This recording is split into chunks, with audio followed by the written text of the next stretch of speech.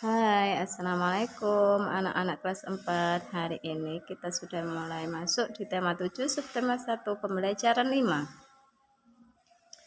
Kamu telah mengetahui keragaman suku bangsa dan bahasa Indonesia. Meskipun beragam suku bangsa dan bahasa, tetapi seluruh penduduk Indonesia merupakan satu bangsa, yaitu bangsa Indonesia. Hal itu juga tertuang dalam lagu berikut ini.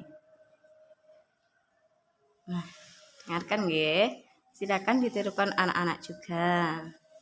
Lagu Satu Nusa Satu Bangsa.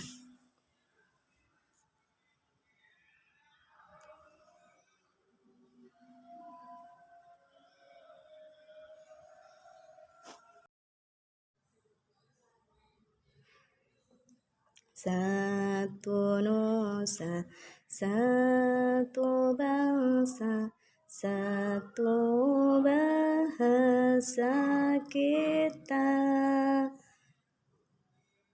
Tanah air pasti jaya untuk selama-lamanya.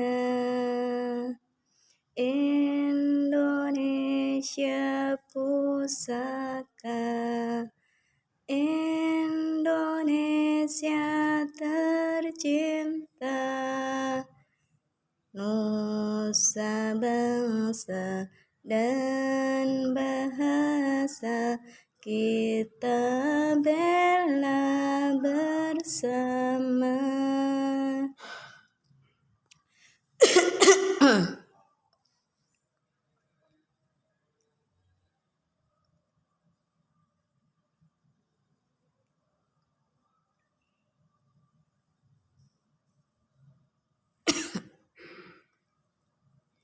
Satu nusa, satu bangsa, satu bahasa kita.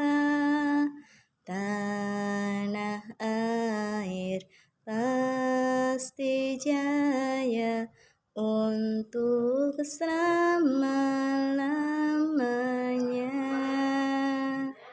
Indonesia pusaka, Indonesia tercinta, nusa bangsa dan bahasa kita bela bersama.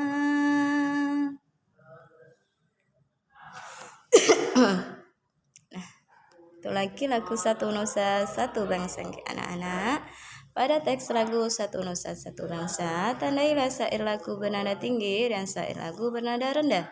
Cobalah menyanyikan lagu Satu Nusa Satu Bangsa, perhatikan tinggi rendah nadanya. Mintalah temanmu membunyikan alat musik. Jika ada anak-anak, kalau tidak ada juga tidak apa-apa tanpa alat musik. Dimainkan temanmu itu, kamu akan lebih terbantu dalam menyanyikan sesuai nada yang benar. Lakukan bergantian hingga kamu dapat menyanyikan dengan tepat. Tahukah kamu tinggi rendah nada? Berikut adalah urutan tinggi rendah nada pada notasi angka. Semakin ke kanan nada semakin tinggi. Pada notasi not balok, semakin ke atas letak nada akan semakin tinggi bunyi nada tersebut.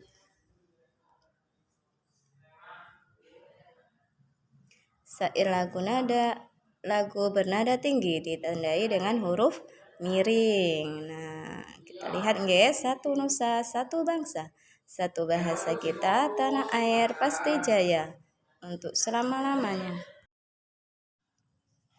Perhatikan notasi lagu Satu Nusa Satu Bangsa.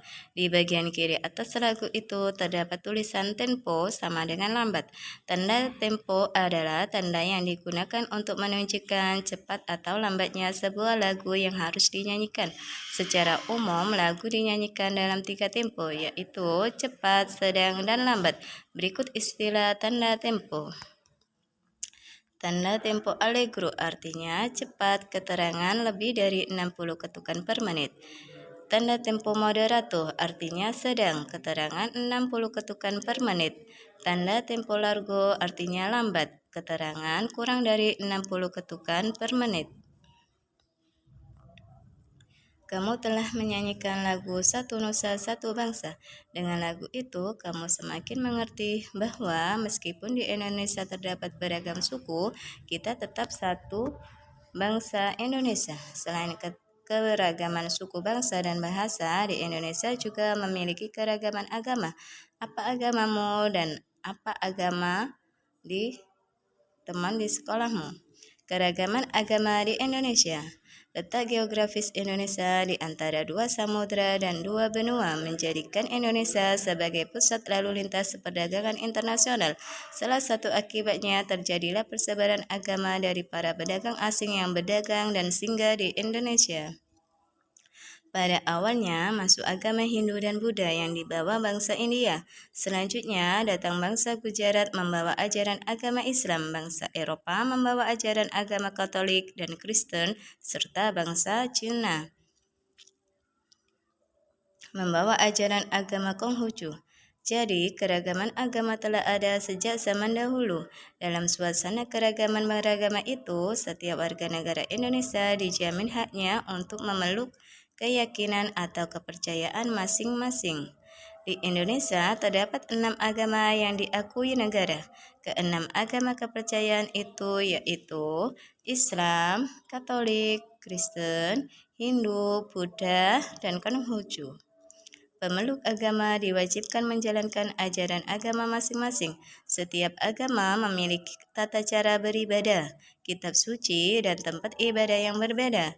Negara memberikan kebebasan bagi semua pemeluk agama untuk menjalankan ibadah sesuai ajarannya masing-masing.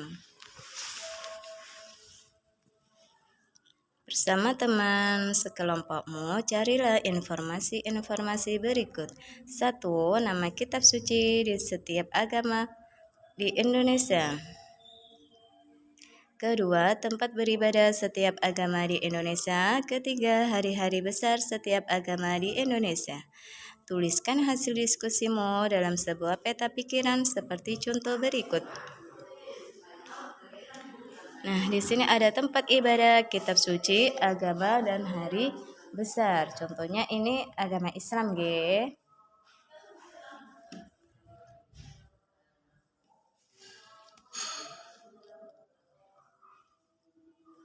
Yang kedua ada contohnya agama Kristen. Nah, tempat ibadahnya namanya, kitab sucinya apa, dan hari besarnya apa saja. Ditulis ya, Nak ya.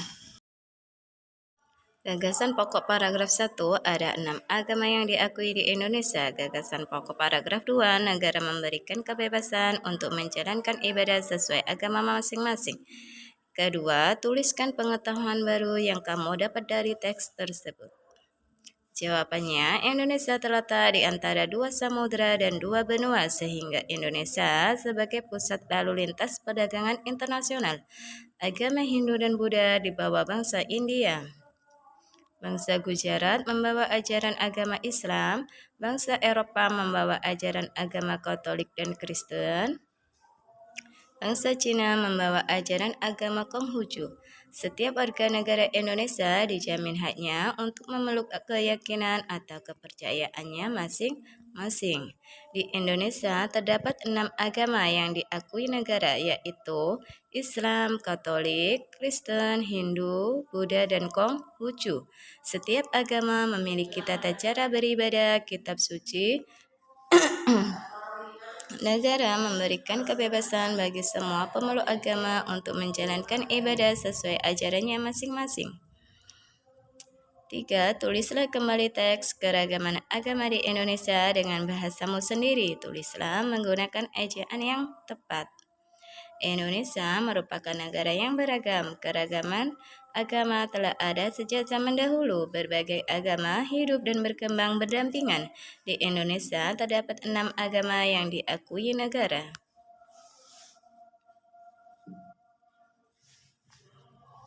Keenam agama atau kepercayaan itu yaitu Islam, Katolik, Kristen, Hindu, Buddha, dan Konghucu. Pemeluk agama diwajibkan menjalankan ajaran agama masing-masing dan negara memberikan kebebasan bagi semua pemeluk agama untuk menjalankan ibadah sesuai ajarannya masing-masing. Nah, kalau sudah nanti tugasnya dikumpulkan di Bufiangki anak-anak. Semangat, selamat belajar. Sampai jumpa dulu video pembelajaran hari ini dari Bufia. Semoga bermanfaat. Assalamualaikum warahmatullahi wabarakatuh.